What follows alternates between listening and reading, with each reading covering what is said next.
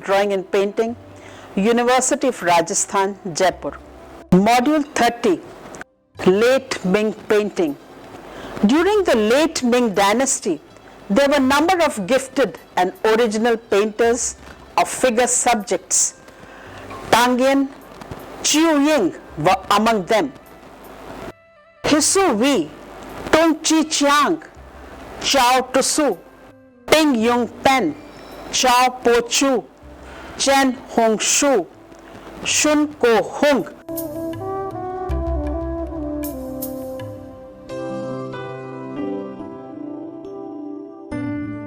Were painters who painted landscapes in the archaic style, the type painted by Tang and Shung dynasty. The proliferation of separate stylistic currents or schools of painting in the late Ming dynasty is one of the many astonishing features of that fascinating period. After a short period of firm and stable government in the later part of the 15th century, the Ming regime had begun to sink slowly into decay. The emperors were mostly weak and dissipated, helpless in the hands of Enchus, who controlled both court and the government. The dynasty survived until 1644 through its own errata, but the loyalty of the intelligentsia upon whom it depended for its existence was strained to breaking point. Many scholars retired altogether from public life or formed secret resistance groups such as the famous Tunglin Society. They tried to uphold the true Confucian ideals, while those who served at the court were tainted with its corruption. This conviction among retired scholars that they were the true custodians of the traditional culture had produced influence upon the character of the scholarly painting during the 16th and 17th centuries. At the same time, the gradual breakdown of Ming society and the withdrawal of the scholars led to fragmentation of the tradition of literary painting. The acceptance of tradition was found in artists of the late Ming period. During the late Ming dynasty, there were a number of gifted and original painters of figure subjects, quite unlike the charming creations of Tang Yen and Chiu Ying. For example, Ting Yun Peng, active about 1584 to 1638, was noted for pictures of Buddhist and Taoist personages. The Dragon King paying homage to Gunyan is a hanging scroll of 17th century belonging to Kansas city. In this painting, he not only revived the orthodox liner technique of the Shung master Li Lungmin, but also captured some of the eccentricity of early Zen painters.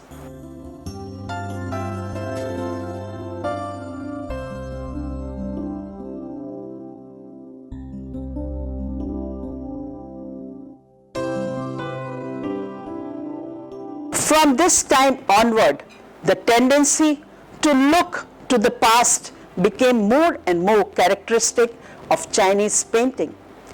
Men thought wistfully of the great days of the Tang and Shung dynasties and were never tired of looking at paintings in which the heroic past was recreated. The gorgeous, decorative blue-green and white landscapes of the 12th century court painter Chao Po Chu and his school was often copied or imitated. Typical of such copies is the Boston hand scroll, the entry of the first Han emperor into Quan Chung.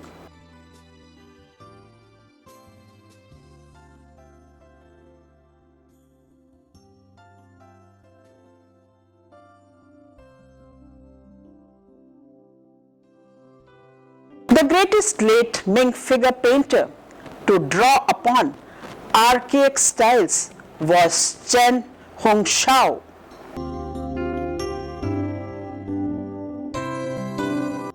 Born in Zhejiang province, he painted from boyhood, developing an accomplished technique and a very individual manner based in a curious way on antique styles. While his fame reached the Ming Emperor, he was invited to Peking court, where he served a short term around the year 1640 in an official position, although not as a court painter proper. In 1642, he was nominated to the Academy of Learning and accepted, but declined the rank of painter in attendance that was also offered to him.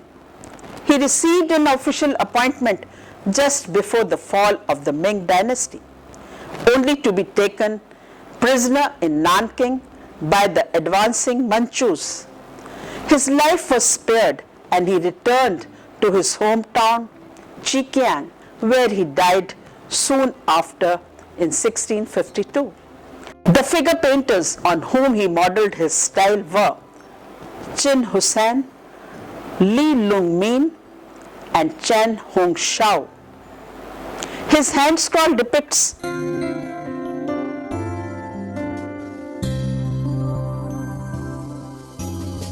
screens from the life of the 4th century poet Tao Yuan Ming, dated to 1650, Academy of Arts, Honolulu, Hawaii. In the painting, the poet mediates kneeling upon palm leaf beside a rock on which repose his 2 fans, his brush and his inkstone. Above him are written relevant passages from the poem.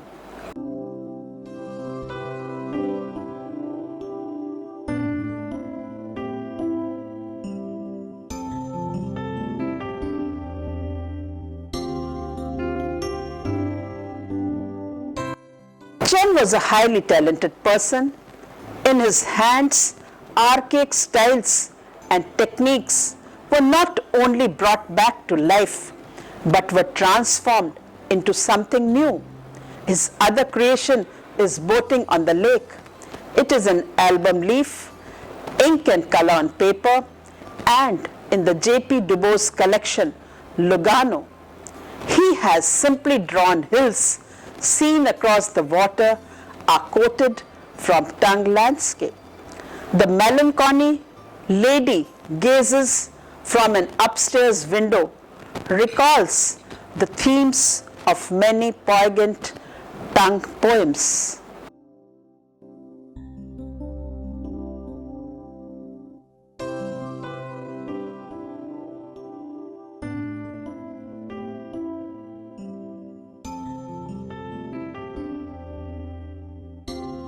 Chen Hongshao was best known for his figure painting, most of them imaginary portraits and representations of historical or Buddhist subjects.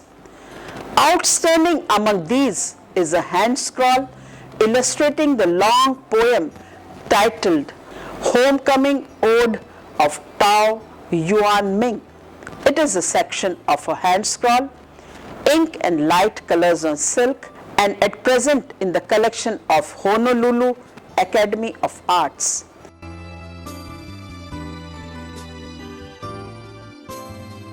A 4th century poet, Tao was fond of wine, musing, and Christmanium. He is shown enjoying all the 3 in the first section of Chen's scroll. Seated on a rock, he inhales the fragrance of a bunch of his favorite flowers, his lute beside him, and a bowl of wine on a flat stone in front. For the costume of the figure, Chen has returned to the stylistic stage of the Ku Kai Chi painting, when drapery was drawn with continuous lineament in long curves and revealed little about the body beneath. Husu Vi was like Tang Yin, a child prodigy, showing outstanding literary ability by the time he was 10. He rose rapidly to prominence because he was secretary to an ambitious governor. But for political intrigue, the governor was imprisoned. Whoso feared for his own life and pretended madness, he escaped prison, but for murdering his second wife, he attempted suicide while in prison, but was unsuccessful, and his friend got him released. He then returned to his home in Chikyang. His explosive studies of bamboo, that is a section of a hand scroll, painted ink on paper, and at present in the Freer Gallery of Art, Washington, D.C.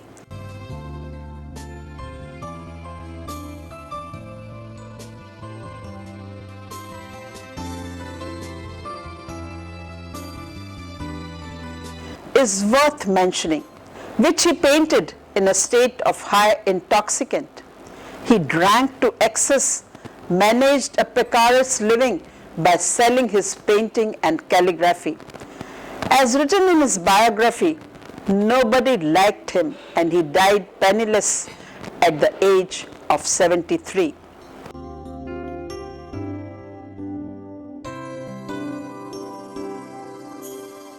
Wu Pin was active about 1591 to 1626.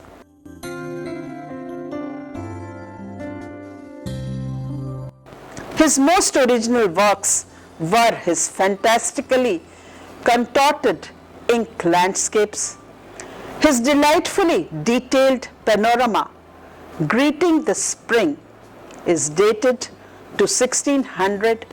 It is a section of a hand scroll, ink and color on paper, belonging to Ming Dynasty and at present in the Cleveland Museum of Art, Ohio.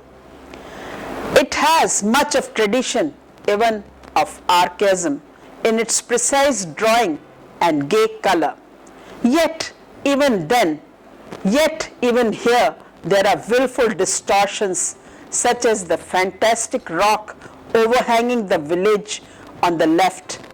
Nominally, it represents a spring fertility ritual of ancient origin, the landscape ranging from calm waterways bordered by tranquil willows to a high mountains darkly reaching beyond the upper edges of the scroll.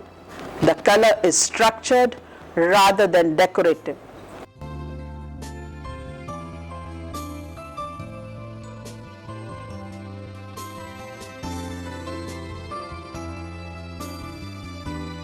Wu Pin's another painting, the 500 Arhats.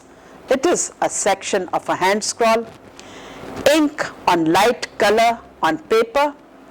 It belongs to Ming Dynasty and is at present in the Cleveland Museum of Art, Ohio. This shows the master of fine line biennial figure painting. Hundreds of figures throng the hand scroll, scholars traveling the mountains or groups of festive townsmen.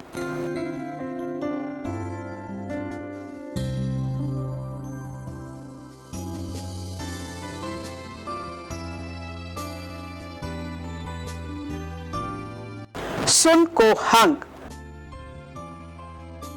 an older contemporary and a friend of Tung Chi Chang, who is classed with Tung in the Hong Ting School, named after the town Su Chao, where they both lived.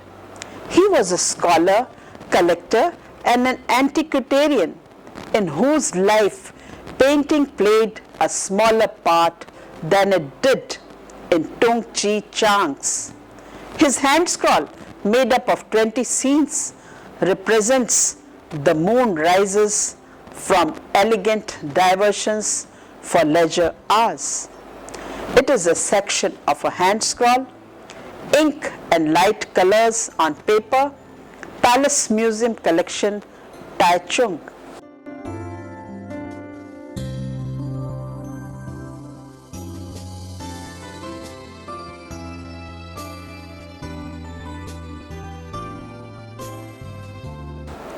This illustrates once more how a poetic sensibility can compensate for the lack of any great technical proficiency.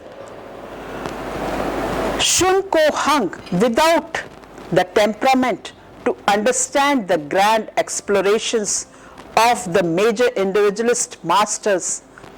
Nevertheless, joins in the experimental spirit of the age to develop a personal manner reminiscent of the color woodcut, combining heavy line with pale, flat washes of color. In the section titled "The Moon Rises," the cool tones of early evening moonlight on the trunks of the wutung trees and on the rocks are admirably suggested, although not by any means accurately reproduced, despite some obvious influence of Shen Chao in style and theme. The picture as a whole seems strikingly fresh and original. Chang Feng, he flourished from 1645 to 1673. Much is less known about Chang Feng, partly because he was never so famous as Hsu Vi, but also because his was a less colorful and eventful life, and so less rewarding for the chronosyller. He was a minor official until the fall of the Ming, but then, like so many late Ming intellectuals, retired into semi-poverty to avoid serving the Manchus. Noblemen and high dignitaries entertained him in the hope of being presented with one of his landscapes or figure pictures. He lived in peace with everybody, never showing bad temper, because he was by nature very retiring. Says one writer, he found satisfaction within himself.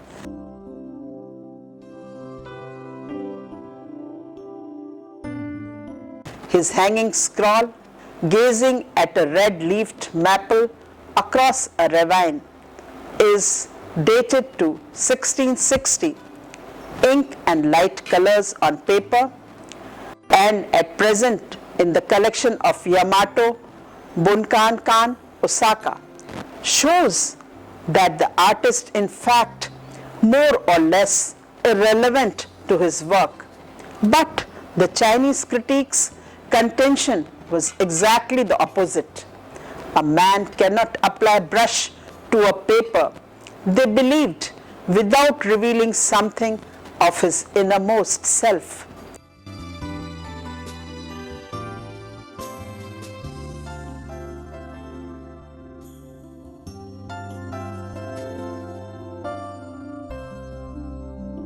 Without revealing something of his innermost self. Even a more professional painter like Lan Ying, who worked from 1585 and after 1600, who came from Chekiang, is difficult to fit into any particular school. This panorama hand scroll of Fuchun Mountains was inspired, like so many renderings of his subjects, by the famous hand scroll dwelling in Fuchu Mountains of the Yuan scholar painter Huang Kongwang. But Lan Ying has added color and rather harshy angular forms of his mountains reveal the influence not merely the Qi school of his home province, but of the restless age in which he was living. Sheng Mao Yi, Jui Tu, and Xiao Mi were other late Ming expressionists whose originality is now becoming recognized. One of the groups of late Ming literati became known as the Hua Tissing School, after the hometown in Jiangsu of several of its most prominent members. These included Ku Ching Ai, who had great influence on the painter critic Tung Chi Chang, Shun Ko Hung,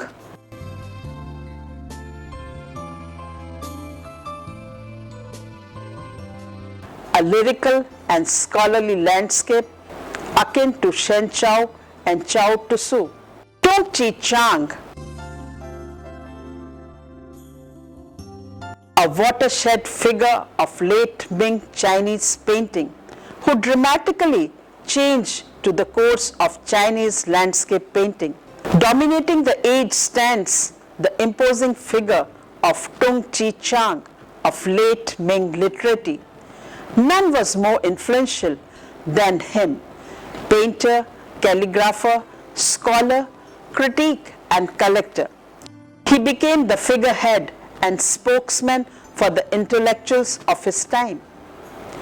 As a critic, he is chiefly known to codify painting styles and classified the old masters according to his famous system of the northern and southern schools of landscape painting. According to him, all the scholar painters, bamboo painters, and painters of monochrome ink landscapes in a free style based on Tung Yuan and the masters of the Yuan dynasty belong to a southern tradition. Professionals, court painters and decorators and members of the Qi school were contemptuously relegated to a northern school. This theory gained wide acceptance among literati because it fitted their own ideals and prejudices. At the same time, the suggestion of a we and they group gave comfort and encouragement to scholars who felt that their talents were unwanted and unappreciated by the emperor. Although Tung Chi Chang himself did not invent the theory but took it over and developed it from an idea of his friend Mo Xing Lung, such was his authority that the 3 century scholar painters continued to see the history of landscape painting through his eyes. They often painted in the manner of Tung Yuan or Huang Kung Wang, and it was Tung Chi Chang version of these styles that guided them. For many of them, nature ceased to provide the inspiration. Painting becomes the branch of historical scholarship. It is often impossible to understand works of these painters without knowing from whom, as it were, they are quoting, and without recognizing the pictorial and stylistic allusions in each work. The intensely intellectual character of such painting is best seen in his work himself.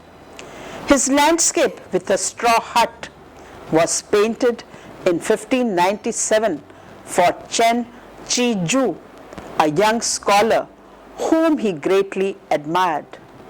The forms of the mountains with the long hemp fiber texture strokes are derived from Huang Kung Wang, but there is deliberate distortion in Tung Chi Chang's painting that expresses the cool, intellectual passion of the scholar and theorist rather than a poet's response to the natural world.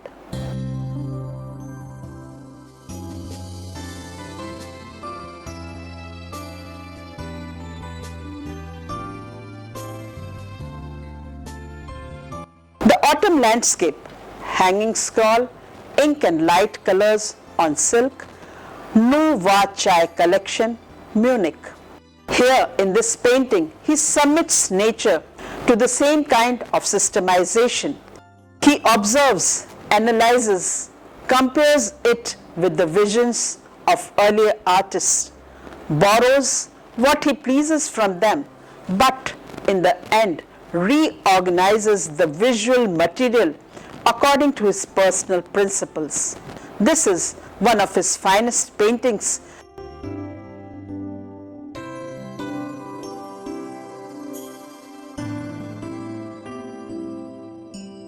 where he tries to use the standard of neat design compositional formula.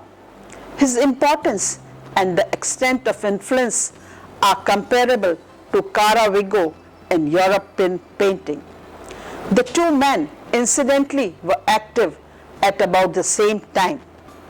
In short, he attempted to bring the whole history and art of painting into a state of order, satisfactory to himself and convincing to his contemporaries.